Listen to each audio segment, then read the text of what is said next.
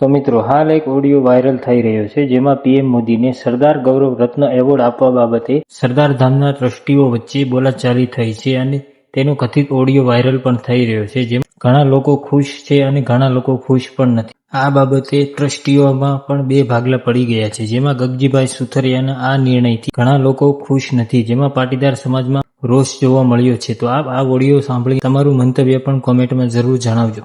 કે મારી પાઘડી મને પૂછ્યા અગર તમે ભૂલથી એ સોમવારે મૂકશો નહીં, ભાઈ મારો આત્મા મને માફ નહીં કરે એમ, કે મારી આવનારી પેઢીઓ મને માફ નહીં કરે એવું હું સ્પષ્ટ દેખાય જ છે મને. ગગજીભાઈ, તમારો ભાઈ અમદાવાદ થી બોલી રહ્યો છું, નિમેશ આત્મારામ પટેલ.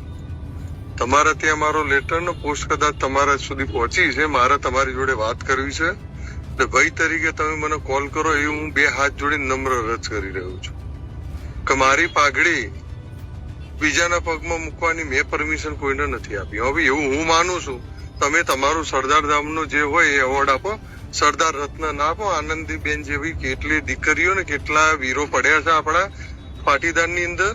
એટલે તમે મને વાત કરો એવું હું મને બે હાથ જોડીને હું તમને અરજ કરી રહ્યો છું. ભાઈ તમારા પીએ મારો ફોન કટ કરી રહ્યા છે, જે ખરેખર યોગ્ય નથી એમ. કે મારી પાઘડી મને પૂછ્યા અગર તમે ભૂલથી એ સોમવારે મૂકશો નહીં, ભાઈ મારો આત્મા મને માફ નહીં કરે એમ, કે મારી આવનારી પેઢીઓ મને માફ નહીં કરે એવું હું સ્પષ્ટ દેખાય જ છે મને.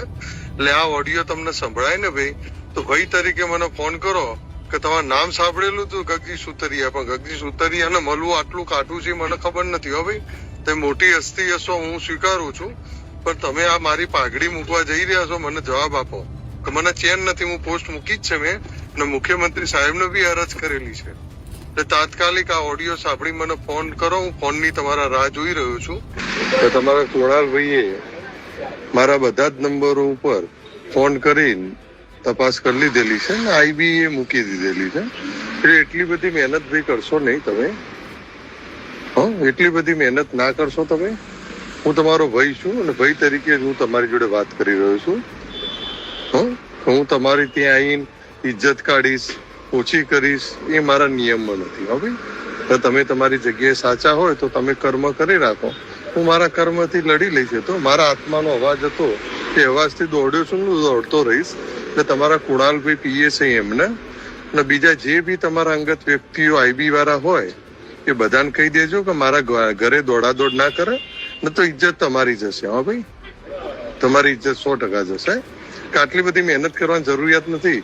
સત્તાધારી પક્ષ બી આઈબી લઈને મારી પાછળ પડી ગયો. આવું કરવાનું કારણ શું? તમારા માણસો બી આ રીતે આઈબી મારી પાછળ મૂકી દીધી. તો હું પુરાવા વગર કોઈ વાત નથી કરતો. ગગજીભાઈ, કે મારા શબ્દો રત્ના તમે સમજી શકતા હશો, કે ના સમજી શકો તો તમને મુબારક. બાકી હું મારા કર્મથી લડી લઈશ. તો એ બંને જગ્યાએ સ્ટોપ કરાવી દો, નહીં તો મારા ઘરે જો પોલીસ ડિટેન કરવા આવી ને તો તમારું ઓછું થશે. અને હું તમારા ત્યાં આવીને ઝઘડું એવી ચીજ નથી, મારો ઇતિહાસ જોઈ લેવાનો.